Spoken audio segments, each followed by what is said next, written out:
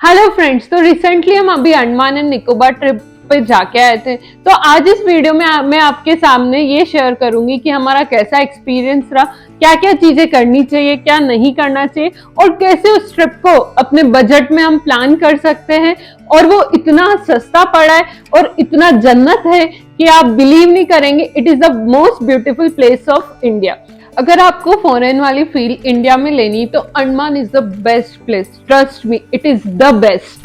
अब मैं आपको बताती हूँ कि आपको जाना कैसे चाहिए। तो दो ऑप्शंस रहते हैं, या तो आप फ्लाइट से जाइए या फिर क्रूज से। मोस्टली मेजर सिटीज से आप चेन्नई तक फ्लाइट में जाइए और चेन्नई से पोर्ट ब्लेयर भी फ्लाइट चलती है, तो आप वो ले सकते हैं। अगर हम फ्लाइट की बात करते हैं तो 13,000 से 16,000 में रिटर्न का हो जाता है। वहीं अगर क्रूज की बात करें, अगर आपको वाटर जर्नी पसंद है और आपको वहाँ प्रॉब्लम नहीं होती, कोई नेटवर्क नहीं आता है वहाँ पे, तो वो इशू होता है जनरली लोगों को। पर फिर भी अगर आपको एंजॉय करके जाना है तो आप पानी के थ्रू भी जा सकते हैं। अगर आप वो प्रेफर करते हैं तो उसमें 2 से 3 दिन लगते हैं पहुंचने में।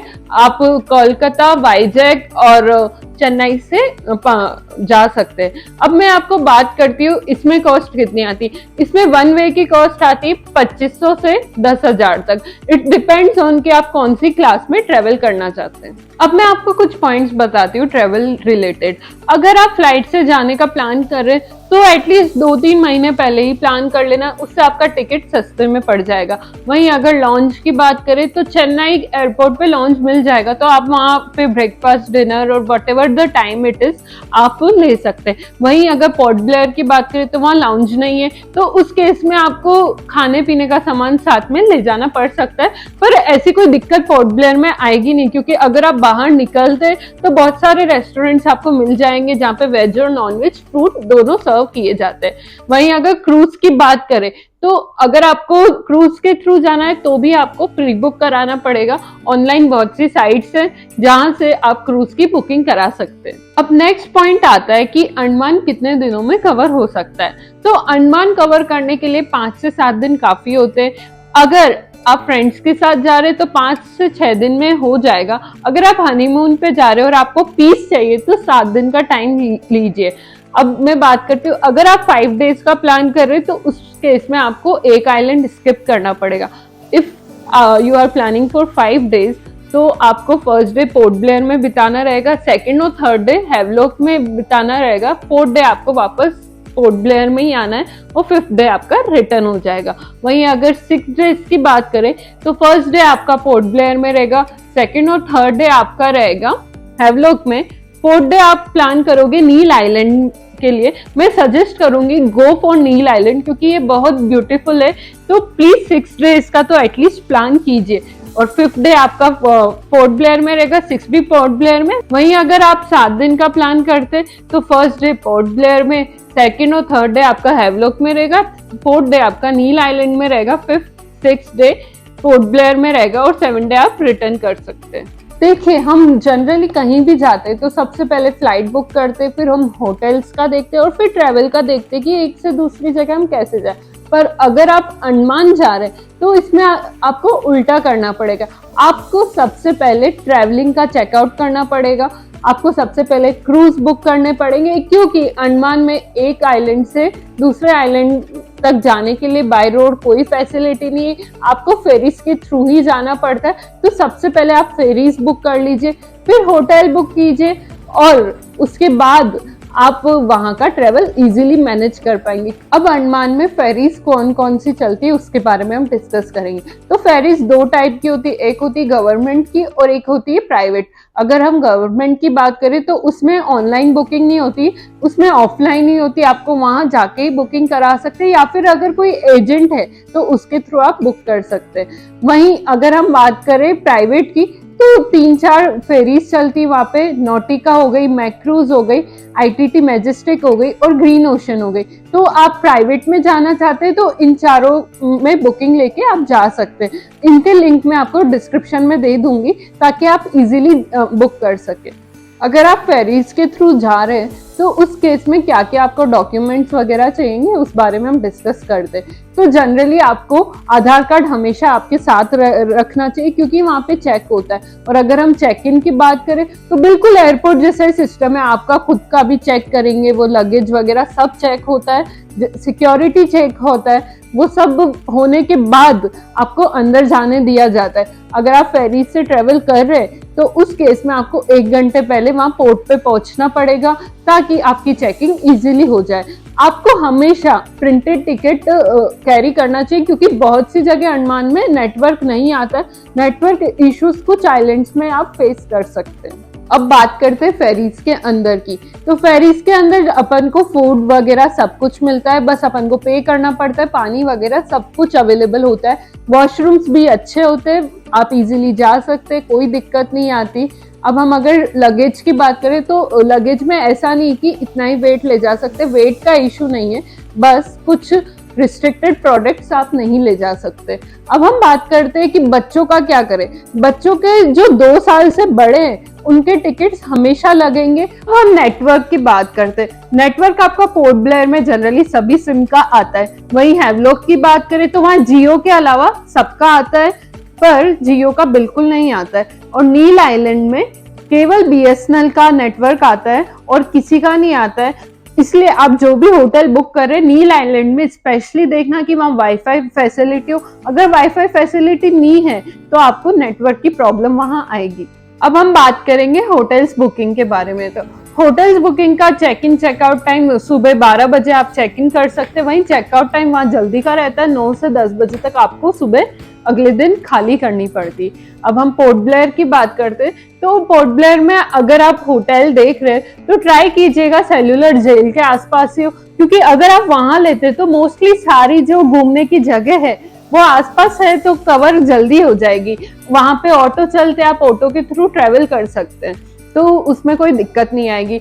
अगर आप पोर्ट ब्लेयर में होटल्स की देख रहे तो TSG की चेन की होटल्स है वहां पे, वहीं एल्बर्ट्रोस अच्छी है, रीफ एटलांटिस अच्छी है, तो ये कुछ रिकमेंडेड होटल्स है जहाँ पे आप स्टे कर सकते हैं। वहीं अगर हम हैवलॉक की बात करें तो आपको राधानगर बीच के आसपास होटल देखनी चाहिए। हमने TSG का ही बुक किया था, आप और भी ऑप्शंस देख सकते हैं जो आपको सुटेबल लगे। वहीं अगर नील आइलैंड की बात करें तो आप सीतापुर बीच के आसपास होटल देखना, वहां पे भी हमने TSG चेन की ही होटल बुक करी थी, पर ऑप्शंस और भी बहुत है तो आप वो भी चेक कर सकते हैं। आप जिस भी होटल में रुक रहे हैं वहां पे ब्रेकफास्ट भी बुक कीजिएगा, क्योंकि होता क्या है कि वहां पे सुबह भी बहुत जल्दी हो जाती है और जो भी एक्टिविटीज हमें करनी होती तो वो अर्ली मॉर्निंग ही होती, तो उस केस में होटल वाले आपका ब्रेकफास्ट पैक करके दे देते ताकि आपको खाने पीने की आगे दिक्कत नहीं आती है। अगर हम बात करें सुबह हम जल्दी उठ के वहां पे क्रूज वगैरह के लिए निकलना पड़ता है, वहीं अगर सनराइज पॉइंट्स देखने हैं तो उसके लिए भी हमें जल्दी जाना पड़ता है, तो ऐसी बहुत सारी जगह जो जल्दी ही कवर हो पाती है। अब हम बात करेंगे कि इंटरसिटी हम कैसे ट्रेवल करें। तो अगर आप पोर्ट ब्लेयर की बात करें तो 3 ऑप्शन है आपके पास। आप ऑटो से ट्रेवल कर सकते हैं, कैब के थ्रू कर सकते हैं और वहाँ पब्लिक ट्रांसपोर्ट बसेस भी चलती है। अगर आप ऑटो से ट्रेवल करते हैं तो एक पॉइंट से दूसरे पॉइंट पे जाने के लिए आपको मैक्सिमम 50 से 70 रुपए लगेंगे। वहीं कैब बुक होती है वो पूरे दिन के लिए बुक कर सकते हैं, वो 1500 रुपए तक में बुक होती है। वहीं अगर हम बात करें बसेस की तो उसका तो किराया बहुत ही सस्ता होता है, आप 20-25 रुपए में एक जगह से दूसरी जगह इजीली जा सकते हैं। अगर हम हैवलॉक की बात करें तो वहाँ 3 ऑप्शन है, वहाँ आप कैब के थ्रू भी ट्रेवल कर सकते हैं, वहाँ पे ऑटोज भी ले सकते हैं और वहाँ पे बस से भी ट्रेवल कर सकते हैं। बस की बात करें तो वो जेटी से पॉपुलर पॉइंट्स तक जाती है, 30 मिनट का ड्यूरेशन रहता है, 20 मिनट में बस लगती जाती है। वहीं अगर कैब्स की बात करें तो 500 से 700 रुपए चार्ज आता है पॉइंट टू पॉइंट, और अगर ऑटोज की बात करें तो वो फिक्स चार्ज है 200 रुपए, वो 200 रुपए में आपको पॉइंट टू पॉइंट घुमा देंगे। वहीं अगर नील आइलैंड की बात करें तो वहां पे कैब ही सबसे बेस्ट ऑप्शन है और शायद कह सकते हैं कि वही ऑप्शन है। नील आइलैंड बहुत छोटा आइलैंड है तो वहां पे कैब्स ही है, आपको एक पॉइंट से दूसरे पॉइंट पर जाने के लिए वहां का फिक्स चार्ज है 500 रुपए। अगर आप पूरे दिन के लिए बुक करना चाहते हैं तो 2000 तक में बुक हो जाएगी। अब मैं आपको बताऊंगी कि कि क्या हमें नहीं करना चाहिए। आप सोच रहे होंगे कि एक्टिवा क्यों नहीं बुक करी, क्योंकि आइलैंड भी बहुत छोटे हैं तो जल्दी जल्दी पहुंच जाते हैं, तो कहीं नीड नहीं लगती कि हम एक्टिवा बुक करें। प्लस हमें कहीं भी जाना होता है एक आइलैंड से दूसरे आइलैंड, तो हमारे पास लगेज रहता है, तो it is not possible to carry on Activa. So it is feasible, you should travel with cab और बस और ऑटो। अब 2-3 रिकमेंडेशन मैं आपको बताना चाहती हूँ। फर्स्टली, आप कभी भी एयरपोर्ट के अंदर से कैब बुक मत कीजिएगा, आप बाहर जाइए, नेगोशिएट करिए और फिर कैब बुक करें, वो सस्ती पड़ती है। सेकंड, आपके जो भी ऑटो ड्राइवर होंगे या फिर कैब ड्राइवर होंगे वो आपको अलग अलग होटल्स बुक करेंगे जहाँ पे आप अच्छा फूड खा सकते हैं, पर उनके कहने पे मत जाइएगा क्योंकि उनका हर होटल पे कमीशन होता है। प्लीज आप गूगल पे रिकमेंडेशन देखिए, रेटिंग देखिए और फिर ही उस रेस्टोरेंट पे विजिट कीजिए।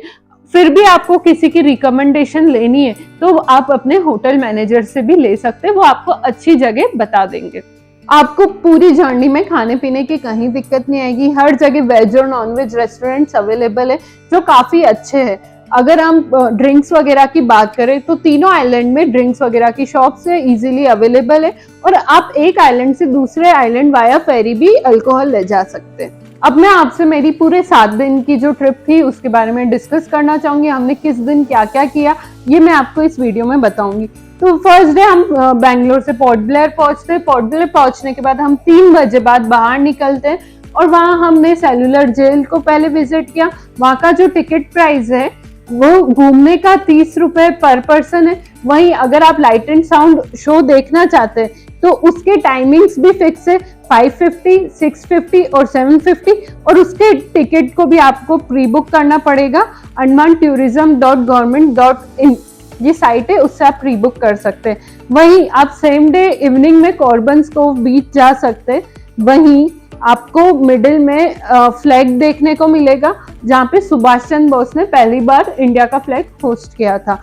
अगर आप कॉर्बन्स कोव बीच जाते हैं तो वहाँ पे स्नैक्स वगैरह अवेलेबल है। शाम के टाइम आप सेलुलर जेल का लाइट एंड साउंड शो देखना मत मिस करना, इट इज वेरी अमेजिंग। ऐसा लाइट एंड साउंड शो मैंने तो आज तक कभी नहीं देखा था, बहुत अच्छी हिस्ट्री बताई गई है, तो वहां जाना मत भूलिएगा। फॉलोड बाय डिनर, आप अच्छे रेस्टोरेंट्स में वहां डिनर कर सकते हैं। अगर वेज में आपको अच्छे रेस्टोरेंट्स ट्राई करने तो मैं आपको रिकमेंड करती हूँ, अंजुको को कर सकते हैं, आईसी स्पाइसी कर सकते हैं, अन्नपूर्णा कर सकते हैं, कोका बोमन कर सकते हैं। अगर आपको कॉफी और स्नैक्स के लिए अच्छी प्लेस चाहिए तो आप द हब जा सकते हैं। वहीं अगर हम लाइट एंड साउंड शो के टिकट की बात करें तो वहाँ की प्राइस है 300 पर पर्सन। अब हम डे 2 की बात करते हैं। तो हमने पोर्ट ब्लेयर से फेरी ली हैवलॉक आइलैंड के लिए। तो हम वहां सुबह अर्ली मॉर्निंग ब्रेकफास्ट पैक कराया और हम चल दिए फेरी की ओर। फिर जैसे ही हम हैवलॉक आइलैंड पहुंचे तो नून के टाइम हो चुका था और उस टाइम हम गए थे गोविंद नगर बीच। वो बहुत अच्छा था, वो जेटी के पास है, तो आप काला पत्थर बीच भी अगर जाना चाहते हैं तो भी जा सकते हैं, ये दोनों जेटी के पास ही पड़ेंगे। और इवनिंग में आप प्लीज गो टू राधानगर बीच, वहां सबसे प्यारा सनसेट आपको देखने मिलेगा। It is one of the cleanest beach of the Asia. तो आप सोचिए कितना सुंदर होगा वो।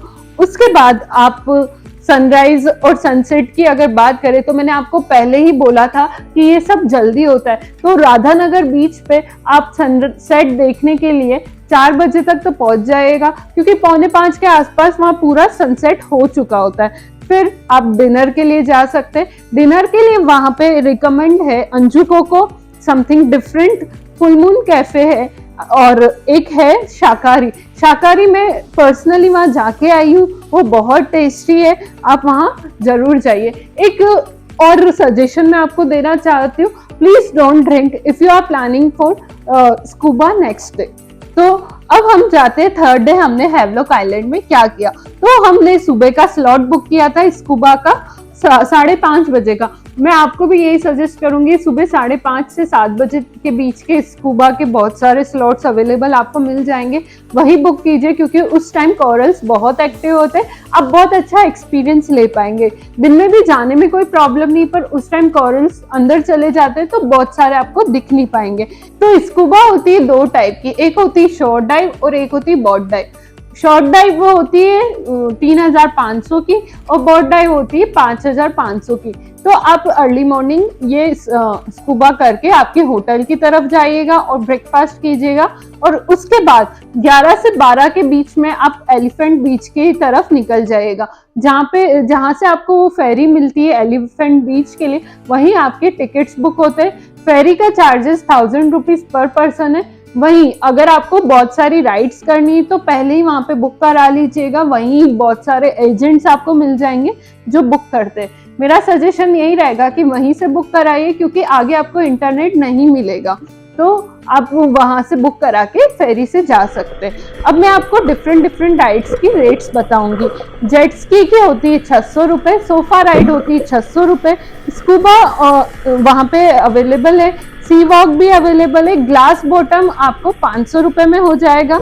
वहीं स्नॉर्कलिंग जो करते हैं थोड़ा पॉइंट तक तो वो कॉम्प्लीमेंट्री देते, उसके बाद उसके चार्जेस है वो है 1,000 रुपीज पर पर्सन। वहाँ पे एक डॉल्फिन राइड है जो आपका 600 रुपये में पड़ जाएगी। वहीं पैरासीलिंग भी आप कर सकते हैं जो कि 3,000 में पड़ जाएगा। बच्चों के लिए भी वहाँ पे बहुत सारी राइड्स अवेलेबल है, so you can enjoy there. अब आता है डे 4। तो डे 4 में हम हैवलॉक से नील आइलैंड की तरफ गए थे। नील आइलैंड में जाते ही अब 3 पॉइंट्स कवर कर दीजिए फर्स्ट डे। फर्स्ट आप लक्ष्मणपुर बीच 1 कवर कीजिए, then Laxmanpur beach 2 and then Bharatpur beach. Laxmanpur 1 beach होता है नेचुरल बीच, वहीं लक्ष्मणपुर 2 होता है सनसेट के लिए, और भरतपुर बीच जो है वहाँ हॉट वाटर है, स्टिल वाटर है, तो आप उसे एंजॉय कर सकते हैं। आप भरतपुर बीच में काफी आगे तक जा सकते हैं, वहां पे पानी इतना गहरा नहीं है।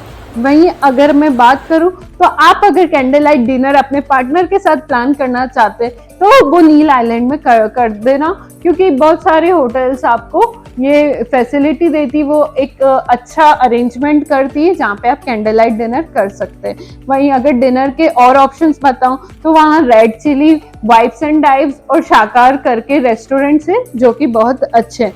नेक्स्ट मॉर्निंग अर्ली मॉर्निंग आप सीतापुर बीच जाइए और वहां का सनराइज एंजॉय कीजिए। हमें कहीं और जाने की जरूरत ही नहीं पड़ी, क्योंकि हम TSG की चेन में रुके थे, हमारे जस्ट होटल के सामने ही वो बीच था, तो हमने वहाँ काफी देर तक टाइम स्पेंड किया था। सीतापुर बीच कवर करने के बाद आप फेरी लीजिए नील आइलैंड से पोर्ट ब्लेयर की तरफ। अब पोर्ट ब्लेयर में आप सबसे पहले पहुंचेंगे जितने एक तो बजी जाएगी।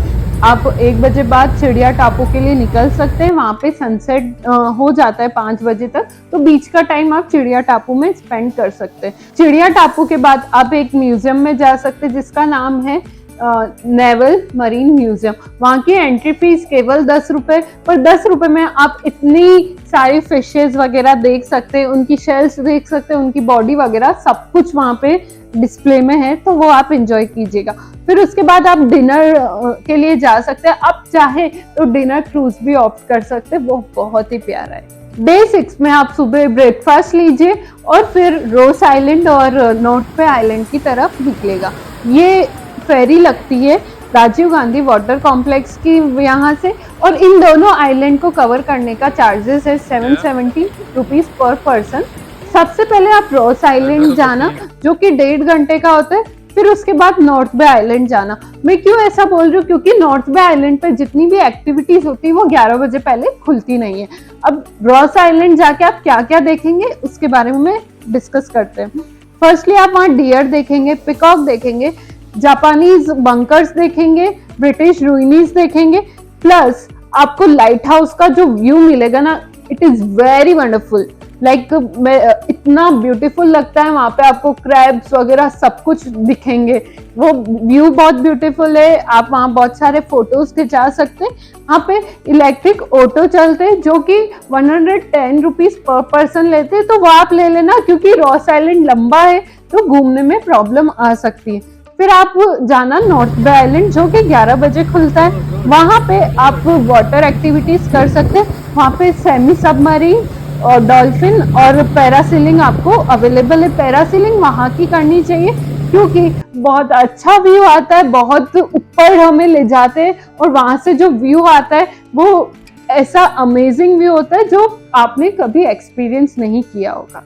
नॉर्थ बे में लास्ट में जाने का सबसे मस्त फायदा ये है कि आपने अगर कोई एक्टिविटीज नहीं कवर करी होगी पहले तो आप नॉर्थ बे में कवर कर सकते हैं। अब नॉर्थ बे का सफर जो है यहाँ खत्म हुआ और उसके बाद हम गए Marina park. Marina park evening में जाने के लिए बेस्ट रहता है, वहाँ पे बच्चों के लिए बहुत सारे झूले वगैरह लगे है तो किड्स तो वहाँ बहुत एंजॉय कर सकते हैं। उसके बाद आप शाम को चाहे तो आप क्वाई स्पा के लिए बुक कर सकते हैं अपना अपॉइंटमेंट, जो कि 3,500 से 5,500 के बीच में वेरी करता है। वहाँ पे बहुत अलग अलग तरह की मसाज होती है, जैसे कि couple massage, Balinese massage, aroma therapy. तो ये अलग अलग तरह की वो मसाज है जो आप इंजॉय कर सकते हैं। फिर उसके बाद आप रात को अबरदीन बाजार में जाइए, मार्केट एक्सप्लोर कीजिए, बहुत सारी शॉपिंग कीजिए एट टुवर्ड्स डिनर। और उसके बाद हम जाएंगे डे 7 पे। डे 7 आ गया, हमारा ट्रिप का अंत लगभग आ चुका है। तो अब डे 7 में हमने क्या किया वो मैं आपको बताती हूँ। डे 7 में हम गए सागरलिका एम्पोरियम बाय गवर्नमेंट। वहां पे क्या मतलब शेल्स वगैरह होती है, उनके इयररिंग्स मिल जाएंगे और अलग अलग ज्वेलरी मिल जाएगी। बहुत प्यारे प्यारे आपको कप्स वगैरह के सेट मिल सकते हैं, डिनर सेट्स मिल सकते हैं, इवन वहां पे कपड़े भी मिलते हैं जो कि आप वहां का ट्रेडिशन है पूरा वो देख सकते हैं। तो वो गवर्नमेंट का है तो सस्ता भी मिलेगा और अच्छा भी है, तो वहां पे आप शॉपिंग कर सकते हैं। वो सुबह 10 साढ़े 10 बजे खुल जाता है। फिर उसके बाद हम अपनी फ्लाइट की तरफ चल दिए। तो ऐसे रहा हमारा ये अंडमान का ट्रिप। तो ये थी हमारी अंडमान की पूरी 7 दिन की जर्नी। तो अब जो सबसे मेन क्वेश्चन है सबके दिमाग में, उसका मैं आंसर करूंगी कि भाई कितने बजट में हुआ। अगर आप अकेले जा रहे तो 40,000 से 60,000 के बीच में आपका ये अंडमान का ट्रिप हो जाएगा। अगर आप कपल जाते तो 80,000 से 1 लाख के बीच में आपका पूरा ये ट्रिप प्लान हो सकता है अगर आप खुद से कर रहे हैं। वहीं आपके साथ अगर एक बच्चा है तो ये 1.25 लाख में पूरा ट्रिप पड़ जाएगा। तो काफी अच्छा ये जगह है और अपने इंडिया में है। हम बाहर जाते इतनी सुंदर जगह देखने के लिए, इससे अच्छा तो हम इंडिया में ही ट्रेवल करें और इंडिया का टूरिज्म बढ़ाए। तो कैसा लगा आपको ये वीडियो मुझे प्लीज कमेंट सेक्शन में बताना। Please like and subscribe my channel. आपकी कोई भी क्वेरी है अंडमान ट्रिप से रिलेटेड तो मुझे कमेंट में लिख के बताना ताकि मैं आपको जल्द से आंसर कर सकूं।